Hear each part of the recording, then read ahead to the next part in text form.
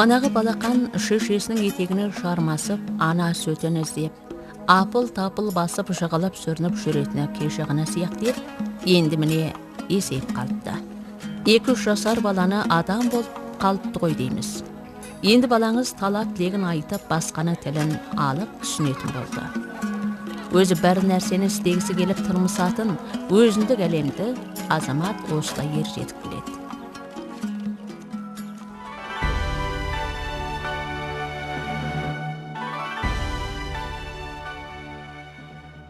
Сәлеметсіздер ме, құрметті ата-ана?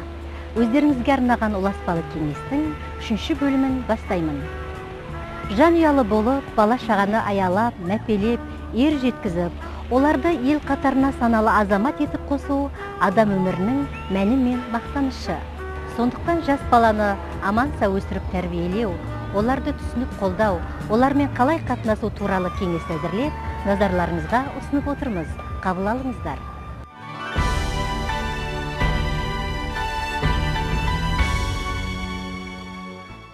Байөңөлдік аймақтың Сақсай-Сұмында тұрамыз.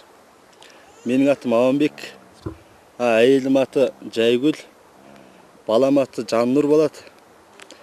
Мына әйелім екеумізде 10 жылдық мектепте мұғалім істейміз.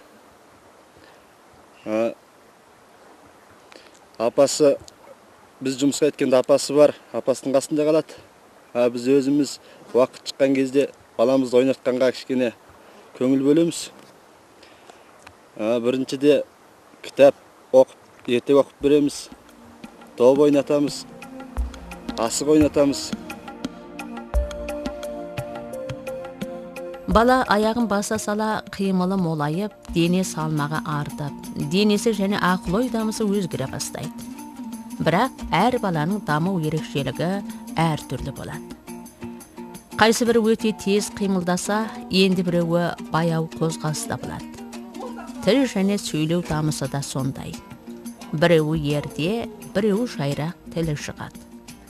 Қимыл қозғалысының аз көптігіне қарамай дене салмағы 2 ай сайын тұрақты мөлшерде артуға тиіс. Бұл баланың қалыпты дамысы. Егер балаңыздың салмағы қосылмаса, ауыл үй дәрігеріне қаратқаныңыз жөн. Тамақ, қорек жетіспеушілік, немесе басқадай сырқат салдарынан салмағы қосылмай кемейтіндіктен ертерек назар аударғаныңыз жөн. 1 жасар баланың қарны қампиған үлкен болады. Енді 2-ден 3 жасқа келгенде қарны тартылады. Бел пішіні бүкшиіп өзгергенге байланысты қарны тартумен қатар табанының доғылануы баланың дене дамысында байқалатын басты өзгешелік. 2-ден 3 жасар баланың дене дамуының ерекшелігі. Алма-кезек адымдап баспалдақпен өрлейді. Жақсы жүгір алады. Доп лақтырып тепкенде тепе теңдігін сақтайды. Аласа қалтқыдан аттай алады. Ән күй өніне еліктеп, тербеліп билейді. Бала 3-ге толғаннан кейін баспалдақпен құлдайтын қимыл жасай үйренеді. Міне осы кезде алма-кезек адымдап баспалдақпен тек қана өрлей алады дегенді есте сақтап, құлдап түскеніне көмектескен жөн. Бала жүгіріп, қарғып, секіріп, қуыспақ ойнап, қимылы көбейген осы кезінде сүріншек келеді. Сүрініп жығылып, аяқ қолы, бет-аузын зақымдап алуы да ықтимал. Сондықтан баланың маңынан үшкір нәрсе, сүріндіретін нәрселерді аулақ қойып, қимылына кедергі келтірмейтін қауіп-қатерсіз орта жасап берсеңіз, дене дамысына жақсы әсер етері сөзсіз. Сіз баламен жақын қашықтыққа жарысып, аласа қалтқыдан аттағанда көмектесіп, доп ойнап, дене дамысын қолдаңыз.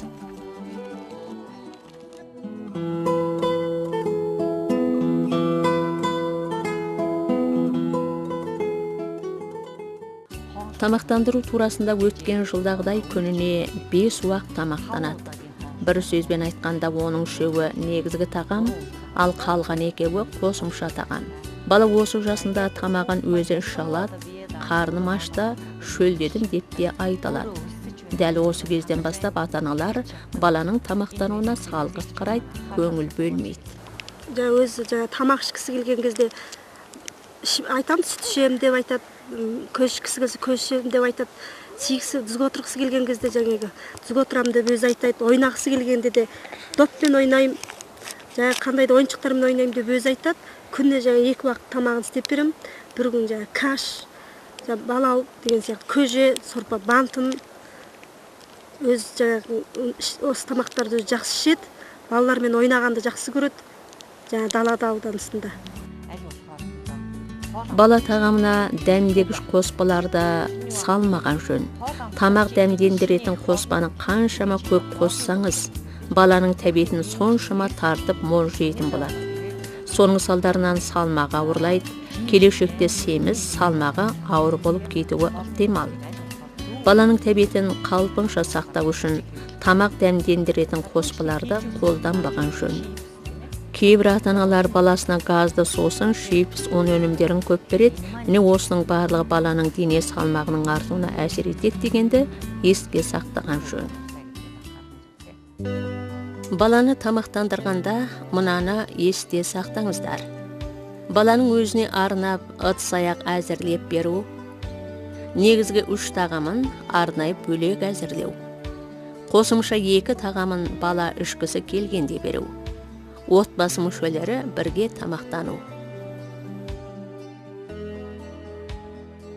2-ден 3 жасар бала тағамының көбесесін көкөніс, ұн, дәнді дақыл, ет өнімдері еленеді. Орташа бөлігін сүт, ақ тағам, жеміс-жидек, аз мөлшерде май, тәттілік өнімдері еленеді.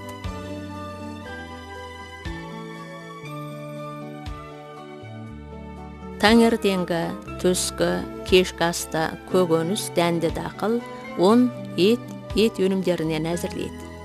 Қосымша тағамды сүт, ақ тағам, ұн өнімдері, көкөніс, жеміс-жидектен істеп, негізгі тағамның арасында күніне 2 рет берген жөн.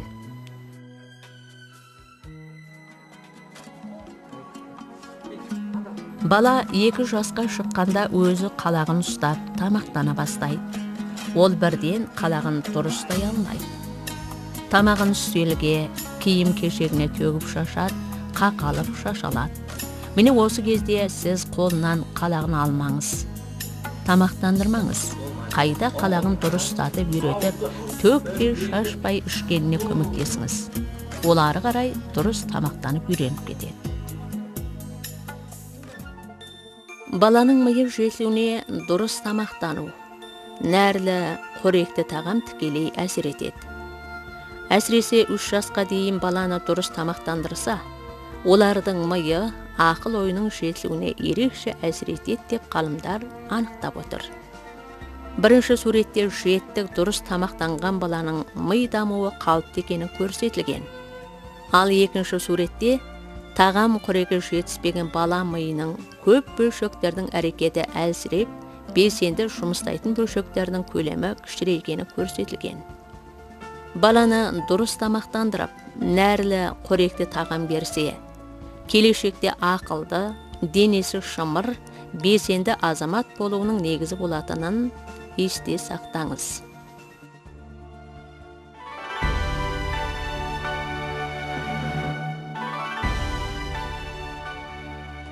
Денсаулық зор байлық деген халқымыздың сөзі бар.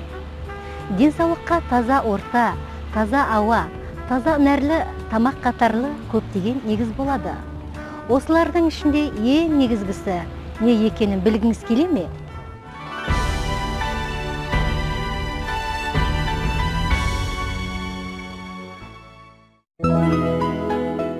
Алтыдан 8 айында 4 сүт тіс, 8-ден 10 айында 4 маңдай тіс, 12-ден 16 айында 4 кіші азу, 16-дан 20 айында 4 қашау тіс, 20-дан 30 айында 4 үлкен азу шығып, сүт тісі шығып бітеді. Бала 6 жасарында тісеп, сүт тісінің орнына сүйек тіс шығады. Сүт тісті дұрыстап күтсе, сүйек тістері теп-тегіс шығады. Сүт тіс жегісі сүйек тіс жегісіне қарағанда өте тез тарқап, баланың жүйкесінің ауруын қоздырып қатты ауырады. Сүт тіс ерте ойлап қандай бір кембағар шықса, сүйек тісте ойқы-шойқы болады, немесе кешігіп шығады, ауырғыш келеді. Сондықтан сүт тістер шыға сала, аузын, тісін үнемі тазалап, қонттау керек. Жасөспірім тісін жуғанда мыналар ескеріледі. Қыз аттың қылшықты жағы екі маңдай тістің көлемінен артылмау. Қыз аттың қылы тіс сауытын бүлдірмейтін жұмсақ болу. Сүт тісті фторсыз бормен жоғызу. Қыз сапасының 3-тен 1 мөлшеріне бор жағып беру. Тісті 3 минуттан кем емес ретімен дұрыс жоғызу керек. Баланың тісін қашан жуады? Таңертең оянғанда және кешке ұйықтар алдында жуып тағыландыру. Тамақтанған соң тәтті дәмді жегеннен кейін қайткен күнде жууға тиіс. Баланың тісі ауырғаннан бұрын дәрігерге қарату керек. 1 жасынан ертіп келіп дәрігерге көрсету керек деген сөз. Дәрігер тісін байқайды, тазалайды, тамақтандырудан бастап тәттілік керектену жөнінде және тісті күту туралы кеңестер береді. Міне осылайша кішкентайынан қаралып үйренген бала тіс дәрігеріне келгенде қорықпайтын болады. Тіс ауруын үйде дәрі-дәрмек беріп сауықтыра алмаймыз. Сондықтан тісін үнемі тазалап, жуып, тіс жегі ауруынан алдын ала сақтауға болады. Сондай-ақ балаға тәттілік тағамдарды аз беріп, кальцийға бай азық-түлік қолданса, тісі бекем болады. Ең бастысы тісті дұрыс тазалап жуу керек. Баланың тісін жуғанда мына ретпен жуғыздырған жөн. Тіс пен иек жиегінің сыртын көлденең ысып жуу, тістердің арасының сыртын жоғары төмен ысып жуу, тіс пен иек жиегінің ішін көлденең ысып жуу, тістердің арасының ішін жоғары төмен ысып жуу, тілдің қырынан жең ысып тазалау. Аузын шумен шайдырып жуғызыңыз.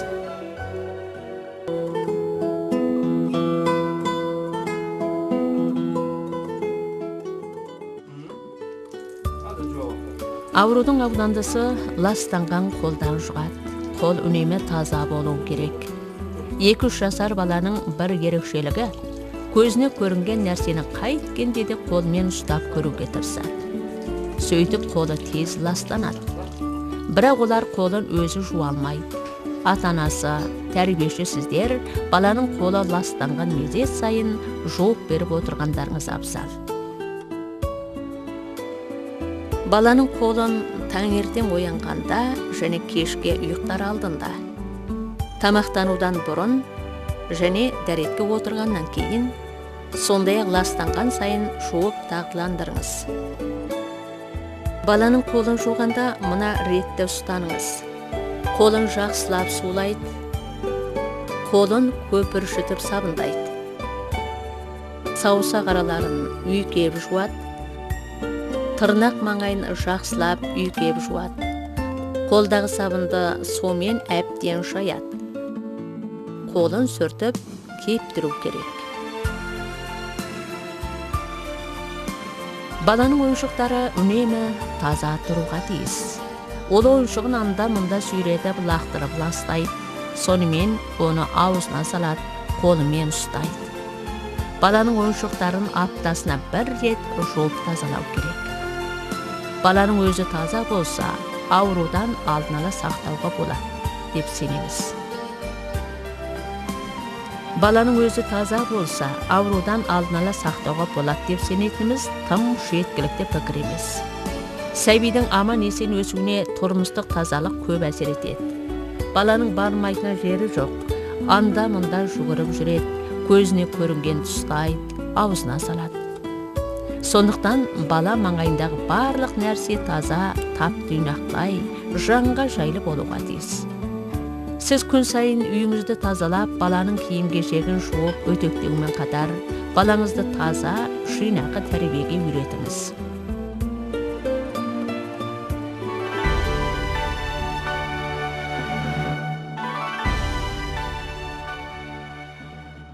Балам тезірек ер жетсе, айтқанды оқса, тезірек өзіне өзі ие болса екен деп, асыға күтуде боларсыз.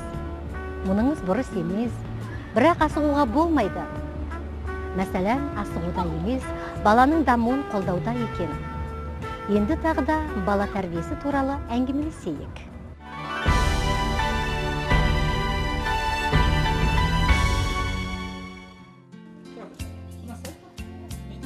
Бала ата-анасы қасында болып ойнап күліп өссе, отбасын қуанышқа бөлеп, бала шаттықта, шырғаулы, сенімді, көңілді болып өседі.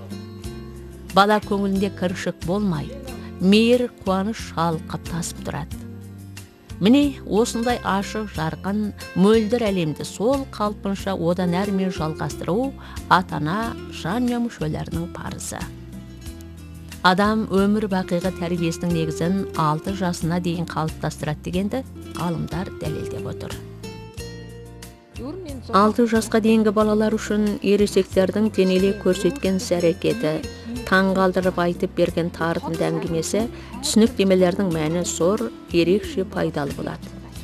Себебі осы жастағы балаларда өздерінің өмір тәжірибесі өте аз, білімі ғылыми негізде әнтек қалыптаса қоймағандықтан, ересек адамдардың тұрақты түсініктемелері жас балаға өте пайдалы болады. Сіз баламен қатынасқанда мына жайларды есте ұстанғаның үшін: балаға тура қарап әңгімелесу, баланы еркелетіп тіл бұрап сөйлеме, дөрекі сөз, сөйлем қолданба, баланың жанында ұрыс керіс шығармауды есте сақтаңыз. Менің атым Ғабит, менің жұбайым аты Гүлдәлем, баламыздың аты Абдулла. Жұмыстан келгенде де баламызға уақыт бөліп ойнатып, бірге ойнап, әйеліме де көмектесіп, әйелім жұмыс істеп жатқанда ұлымыз екеуміз көбінде ойыншықтармен бірге ойнап, осы ұлымызға уақыт бөліп ойнаймыз. Ұлымыз өзін еркін айтады. Енді тамақ ішем, тұрам, жүрем деп, баламызға қолымыздан келгенше уақытымыз бөліп көмектесеміз, бірге ойнаймыз. Аллаға шүкір. 3 жасар бала әлде нені қызықтап, басқаның істеп жатқанын еліктеп көрсетпекші болып, мен өзім, мен істеймін деп қиқарланатын кезі болады. Осы кезде ата-анасы баласының даму ерекшелігін байқап елемей, кімге тартқан қиқарайды деп таңғалысады. Бала тәрбиесі мінез құлқына ата-ана әсері негіз болады дегенді сол мезетте естен шығарып алып жатамыз. Балаңызды әдетті, тәрбиелі азамат етіп тәрбиелеу үшін ата-ана, жанұя мүшелері балаға жастайынан дұрыс қатынасып, жақсы жаманның айырмашылығын айтып бергеннің маңызы зор. Бір айтқанда бала түсінбеуі мүмкін. Сондықтан сіз оған ренжітіп, ұрсып, зекімей, қайталап айтып беріп отырғаныңыз жөн. Не деген көп сұрайсың? Неге қайта-қайта айтқызасың дегендей ашуланатын болсаңыз, бала қорқып қалады да, соңынан дұрыс нәрсе істесе де теріс істеп қойғандай жасырып, өтірік айтады. Қандай бір іс тындыруға ары қарай көңілі соқпайды. Ата-ана сіз баланың өмір жолының алғашқы ұстазымын дегенді есте сақтап, балаға әр нәрсені дұрыс бастап үйретіп, мақтап, мадақтап, ынталандырып, белсенді қатынасыңыз.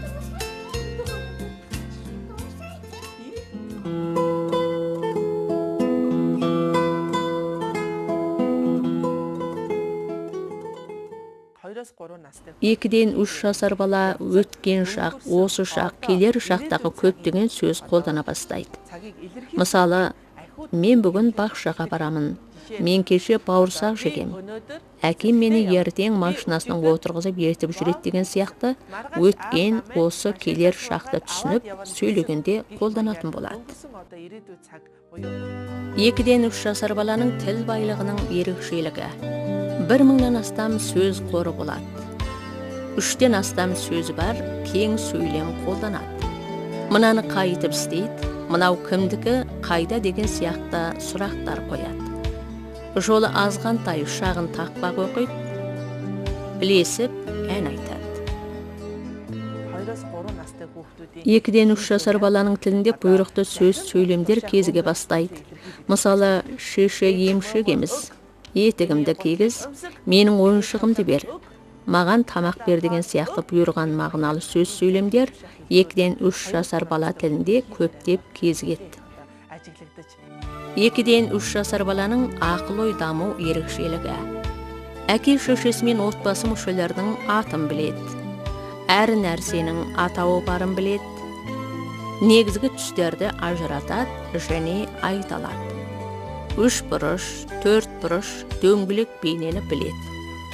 Суреттерді танып атай алады, қарындаш ұстап шимайлайды, ән күйдің әуен ырғағын айырады.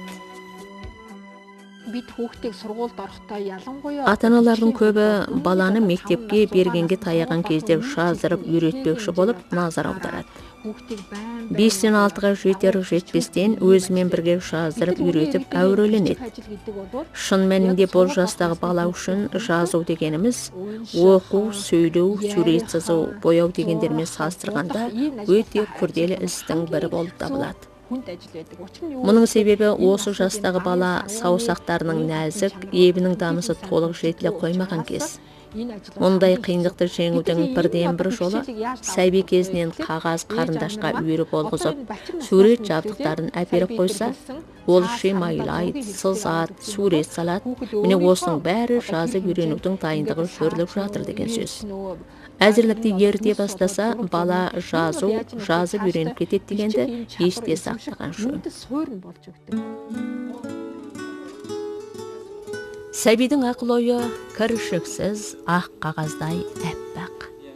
Сол ақ қағазға біз алғашында дұрыс бұрыш жаза саламыз. Егер қандай бір жақсы өнегені дұрыс анықтап жазып берсек, бала есейгенде сол жазып бергеніңізді өмір бақи бұлжытпай қолдана біледі.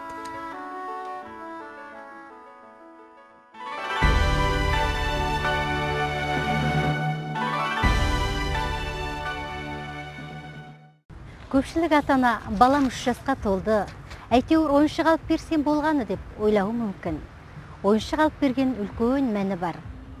Сіз баламен бірге ойнап, ойыншығы туралы әңгімелесіп сөйлесеңіз, балаңыз қуанып, көңілі көкке жетеді.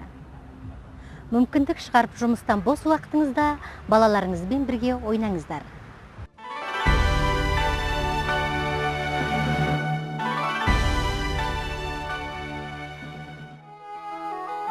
Бала ойыншықтарын жаны бар, өзімен бірдей деп қатынасады. Сөйлейтін ит, сиқыр бикеш бар деп сенеді. Олардың осы сенімін тойтарып, ертегі рөлдерін жоққа шығаруға болмайды. Балаға ойыншығы, ертегі рөлдері ата-ана, жанұя мүшелерімен бірдей жақын достар іспетті саналады. Сіз балаңызды қалай мәпелесеңіз, балаңыз да ойыншығын сөйтіп мәпелейтін болады. 2-3 жасар балаға доп алып берген өте пайдалы. Себебі олардың саусақ бұлшықтары қарқынды, тез дамып келе жатқан кез. Бір сөзбен айтқанда, бала нәрсені ұстайды, қысып көтереді, лақтырады. Мәселен, допты домалатады. Мұнан доп домалайды екен, мұна ойыншық жұмсақ, мұнау шымыр қатты екен, өңі қызыл екен дегенді біліп, баланың танымы ой санасының деңгейі кеңейіп келе жатқанның айқын көрінісі болмақ. Әрбір ойыншық баланың жасампаздық ойлама, салыстыру қабілетін дамытатын ерекшелігі болады. Мәселен, қалап құрастыратын ойыншық қол қимылының ебін, ойлап табу шыдамын дамытса, түрлі түсті бейнелерден құрастыратын ойыншықтар көздеу дамыса, түр түсті айырып жаттау, сондай-ақ ой тоқтамын жетілдіреді. Сүйрейтін, итеріп жүретін ойыншықтар дене дамысын, әуенді ойыншықтар есту дамысына әсер етеді дегендей, әр түрлі ерекшелігі болатындықтан балаға ойыншық таңдағанда осы жайларды еске алғанымыз жөн. Жасөспірімдердің негізгі қажеттілігінің бірі белсенді қимыл қозғалыс. Осы қимыл қозғалысын демейтін ойыншық, мәселен 2 немесе 3 аяқты велосипед.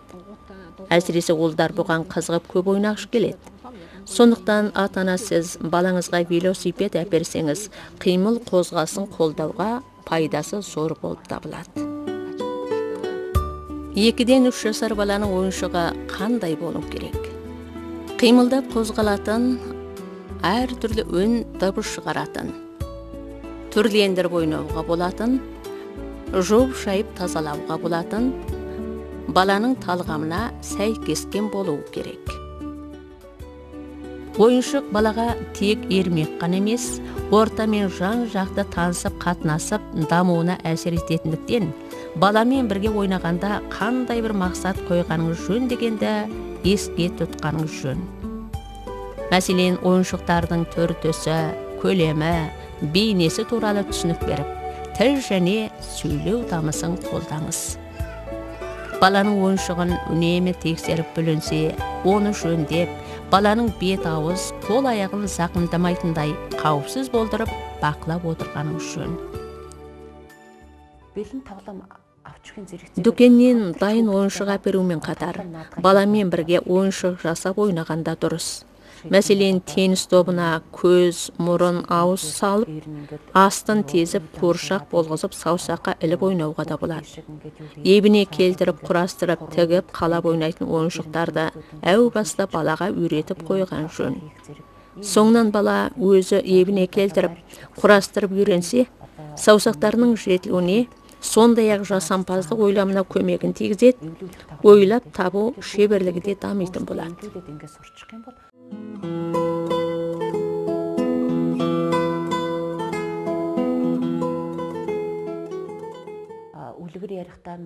Баланың танымы мен тіл байлығын жетілдіру, ойлау қабілетін егерту, ойлама көркем, әсемдік талғамын дамыту үшін әдеби шығарма оқып, әңгіме ертегі айтып беру жөн. Тек қана оқып берумен шектелмей, шығарма рөлдерін бірігіп ойнауға да болады. Мысалы, қасқыр туралы оқып бергенде қасқырша олып дегендей, немесе ойнап мәнерлеп оқып берсе, бала қызығып тыңдайды. Балаға ертегі оқып бергенде, ертеде деп бастап, тілегі сонымен қабыл болыпты деп аяқтай салмаңыз. Ертегідегі оқиғаның мән мағынасы, рөлдердің айырмашылығы, маңыздылығын әбден түсіндіріп айтып бергеніңіз жөн. Ертегідегі оқиға өзіне тап болса қайтем, кімнен қандай көмек сұраймын дегенді бала біліп алса, қоғамдануына зор әсер етеді. 2-3 жасар баланың ертегі кітаптары қандай болады?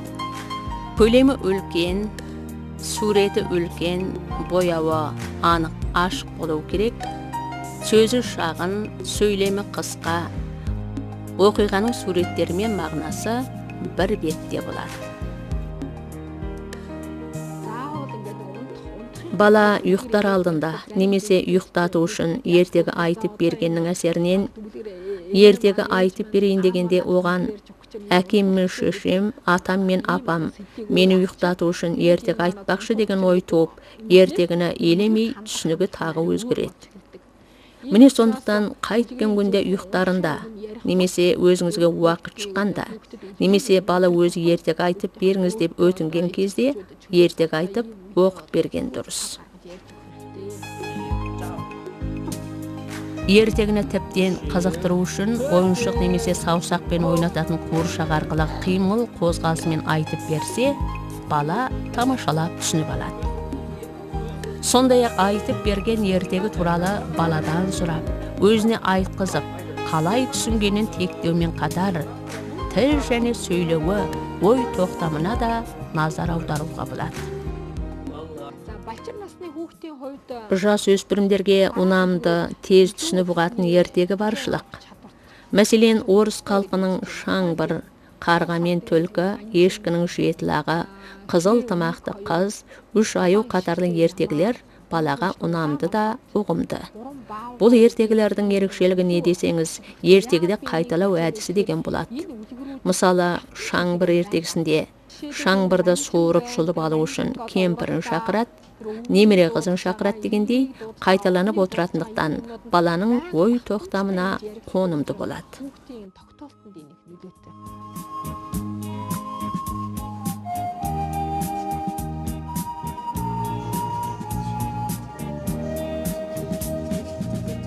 Осы жастағы бала кітапты теріс қаратып, төңкеріп көріп отырады. Теріс қаратып, теріс жағынан көреді. Ертеңіне соңынан суретін теріс қаратып көреді. Атана баланың бұл қылығын түзетіп отыру керек. Кітапты басынан бастап көреді, көре таусылып кетеді дегенді түсіндіріңіз. Екінші бір жай, бала кітапты жыртады да аузына салады. Шайнап тастай салады. Міне сондықтан кітапты күтіп ұстау керек. Кітапты жыртуға болмайды. Керекті нәрсе дегенді осы жасынан бастап түсіндіріп ұғындырса, нәтиже шығады.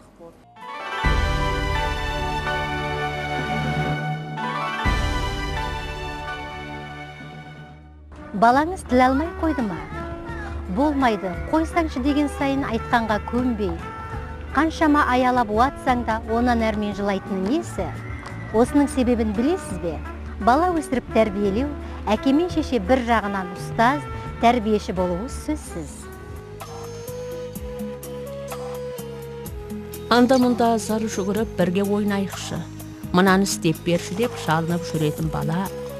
Кенет, менің ойыншығым, менің етігім, шешем өзімдікі деп, барлық нәрсені өзіне меншіктеп, басқаға бермей, сараңси бастаса, таң қалмаңыз. Себебі 2-3 жасар баланың көңіл күйінде мен деген түсінік артып, басқаның назарында болып, үлкендерге мәпелетіп, мақтатқысы келіп тұрады.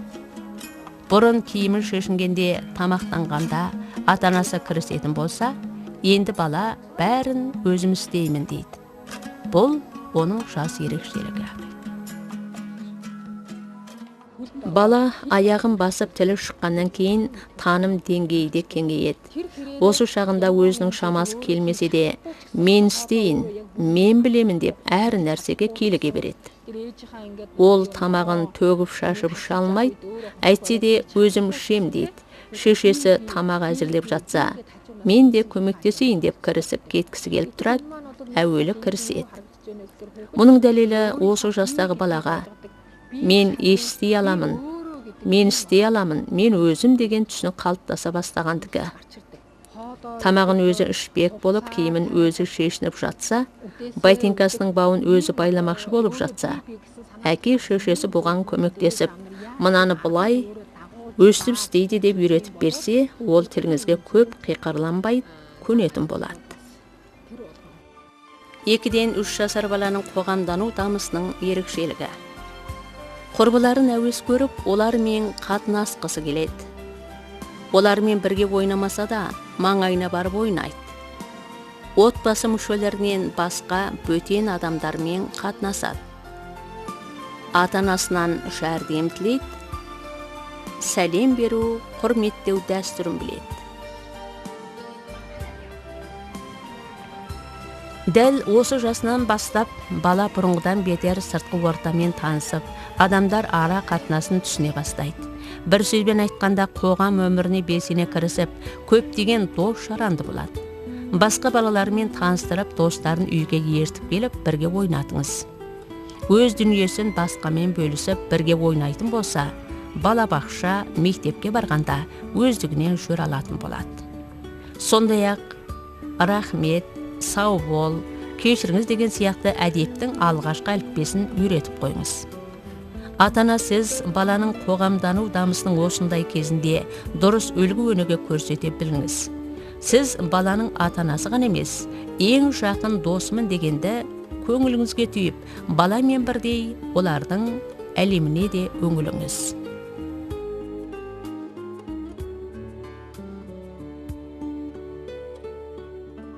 Біз біле бермейтін балалар әлемі кіршіксіз мөлдір әлем. Бұл әлемде өзіндік жасырын сыры бар. Бірақ қашанда жырғаулы, қызығы мол, күлкі аялаған тамаша әлем. Осы тамаша әлемді ата-анасыз күн сайын нұрландырып, баланың бақытына бақыт қосады деген сенімдеміз. Баланың күлкі думаны шалқып тасыған әрбір жанұя елімізді көркейте берген. Кеңесімізді назар қойып тыңдағандарыңызға рахмет.